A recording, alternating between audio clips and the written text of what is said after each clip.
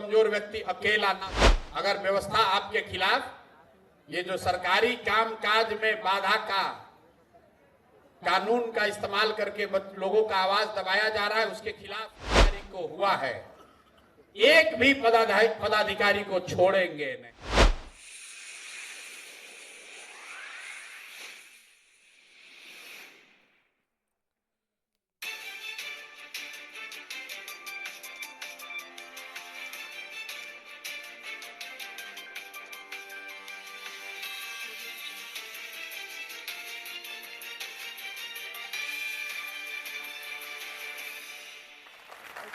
अगले 2 दिन के अंदर आपको बता दे रहे हैं, 2 दिन के अंदर जितने भी पदाधिकारी, प्रशासनिक पदाधिकारी उसमें शामिल हैं, वो क्रिमिनल रीट के लिए तैयार हो जाएं।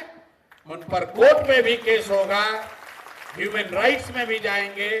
बिहार में ये मापदंड तय फिर से किया जाएगा कि यहाँ पर लोकतंत्र है, ये लोकतंत्र की जननी रही है, इसको लाठी तंत्र बनाने की अनुमति किसी को नहीं दी जा सकती है। और अगर कोई लाठी तंत्र बनाया है तो बिहार के युवा, हमारे जैसे लोग पूरी ताकत से खड़े होंगे, डरने वाले नहीं है। गांधी जी के मूर्ति के नीचे से हटाया तो गंगा जी के गोद में आकर बैठ गए। और ये जो गांधी जी की मूर्ति पीछे लगी हुई है, ये सरकार का चरित्र भी दिखाता है। ये बिहार के बच्चों ने बनाया है, जरा देखिए इसको पीछे। सरकार के और यहाँ के अपने आप को गांधी के फॉलोअर कहने वाले मुख्यमंत्री जी के कहने पर ये यहाँ के बिहार के कुछ बच्चों ने इस मूर्ति को बनाया है। और बनाने के बाद इस सरकार ने उन बच्चों को पैसा तक नहीं दिया, तो उन बच्चों ने इस मूर्ति को हम लोग को दिया। कितना बड़ा अन्याय हुआ है वो देखिए। गांधी की मूर्ति बनाने वालों के साथ इस व्यवस्था ने इतना बड़ा अन्याय किया है।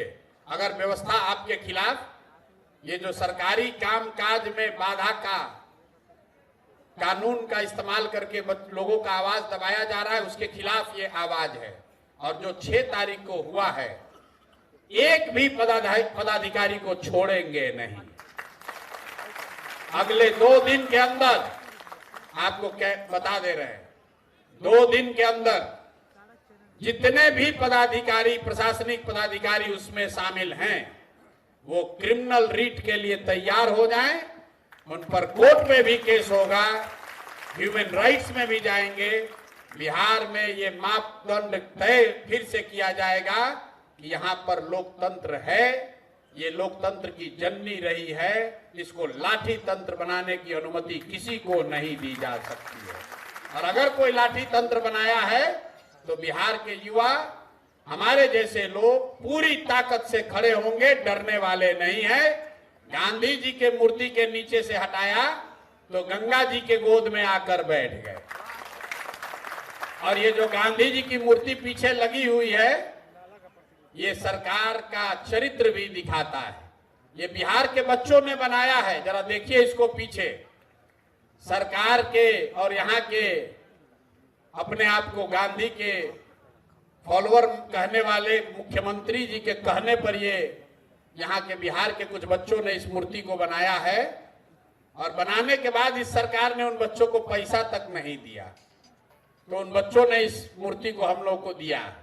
कितना बड़ा अन्याय हुआ है वो देखिए। गांधी की मूर्ति बनाने वालों के साथ इस व्यवस्था ने इतना बड़ा अन्याय किया है, ताकि बिहार का कोई भी समाज का वर्ग, वो वर्ग जो अपने आप को दुखी फील कर रहा है, अकेला फील कर रहा है, वो यहाँ आए, अपनी आवाज रखे, इस विश्वास से रखे कि जमसुराज, प्रशांत किशोर और हम सब युवाओं की ताकत और आवाज आपके साथ है। आपको व्यवस्था से डरने की जरूरत नहीं है, व्यवस्था में गलती और जाति करने वालों से डरने की जरूरत नहीं है। इस आश्रम को शुरू करने के पीछे एक संकल्प ये है कि आने वाले 8 हफ्तों में बिहार से 1 लाख युवाओं को, इसको याद रखिए, 1 लाख युवाओं को इस आश्रम में लाकर सत्याग्रह की ताकत और उसके द्वारा बिहार के समाज की चेतना को पुनर्जीवित करने के लिए ऐसे 1 लाख छात्रों को, युवाओं को यहां से प्रशिक्षित करेंगे ताकि वो जाएं और बिहार की समाज को जगाएं, उनको बताएं, समझाएं कि मेरे भाई, जातीय और धार्मिक उन्माद में पड़कर जब तक वोट देते रहोगे तब तक इसी तरह की असंवेदनशील व्यवस्था को आपको झेलना पड़ेगा। एक बार अपने और अपने बच्चों के भविष्य के लिए, उनके अच्छी शिक्षा के लिए, उनके रोजगार के लिए, बिहार में पलायन बंद हो उसके लिए, किसानों की समृद्धि हो उसके लिए, महिलाओं को रोजगार मिले इसके लिए, इन संकल्पों के साथ ये रास्ता युवाओं को मिले कि सत्याग्रह के जरिए इन संकल्पों को कैसे पूरा किया जा सकता है। इसी उद्देश्य से अगले 8 हफ्ते कम से कम इस आश्रम में रहेंगे, परमानेंट रहेंगे और यहीं से उन युवाओं के साथ मिलकर उनको प्रशिक्षित करके पूरे बिहार के समाज को जगाने समझाने का प्रयास किया जाएगा। और इसी संकल्प को लेकर अब इस सत्याग्रह की यहाँ से शुरुआत कर रहे हैं। प्रशासन को, सरकार को कोई डरने की जरूरत नहीं है।